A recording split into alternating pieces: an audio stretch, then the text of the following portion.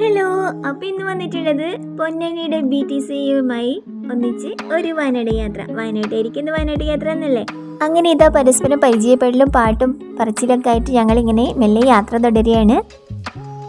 അടിവാരത്തെ ഉടുപ്പി റെസ്റ്റോറൻറ്റിൽ നിന്നായിരുന്നു ബ്രേക്ക്ഫാസ്റ്റ് കഴിച്ചിട്ടുണ്ടായിരുന്നു. നല്ല അടിപൊളിയായിരുന്നു. പിന്നെ ഞങ്ങൾ വീണ്ടും യാത്ര തുടർന്നു.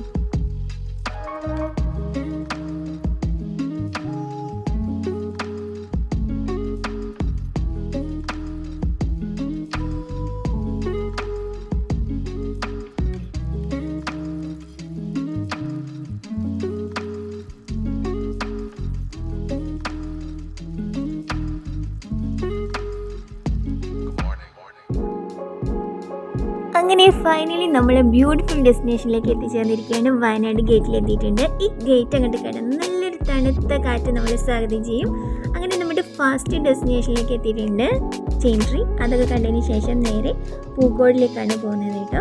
കഴിഞ്ഞ പ്രാവശ്യം ഞാൻ വന്നതിനേക്കാളും പൂക്കോടിൻ്റെ ഇവിടെ കുറേ മാറ്റങ്ങളൊക്കെ വന്നിട്ടുണ്ട്.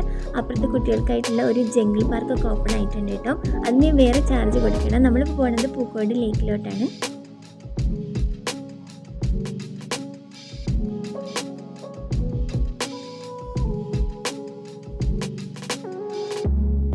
ഇവിടെ ആദ്യമായിട്ട് വന്നിട്ടുണ്ടായിരുന്നത് LP സ്കൂളിൽ പഠിക്കുമ്പോൾ 3ാം ക്ലാസ്സിൽ 4ാം ക്ലാസ്സിനൊക്കെ ടൂറായിട്ടാണ് കേട്ടോ. അതിനു മുമ്പ് എനിക്ക് ഓർമ്മയില്ല, അപ്പോഴാണ് ഓർമ്മയുള്ളത്. അന്ന് മുതലേ നമ്മൾ ഭയങ്കര മനോഹരമായിട്ട് കാണുന്നത് നമ്മുടെ സ്വന്തം പൂക്കാടിലേക്കാണിത്. സ്വന്തം തന്നെ, നമ്മുടെ നാട്ടിലല്ലേ. എന്ത് മനോഹരമാണല്ലേ ഇവിടെ കാണാൻ.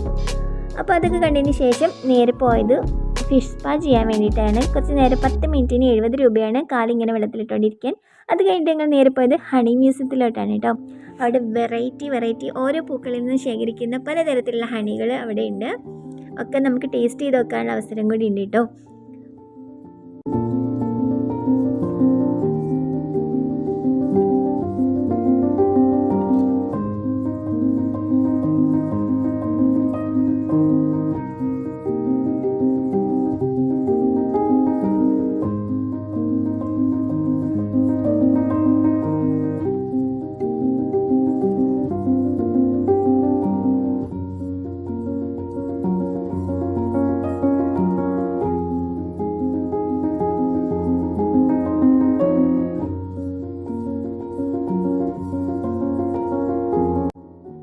ഹണി മ്യൂസിയത്തിന് ശേഷം ഞങ്ങൾ നേരെ പോയത് അമ്പലവയൽ ഹെറിറ്റേജ് മ്യൂസിയത്തിലാണ്.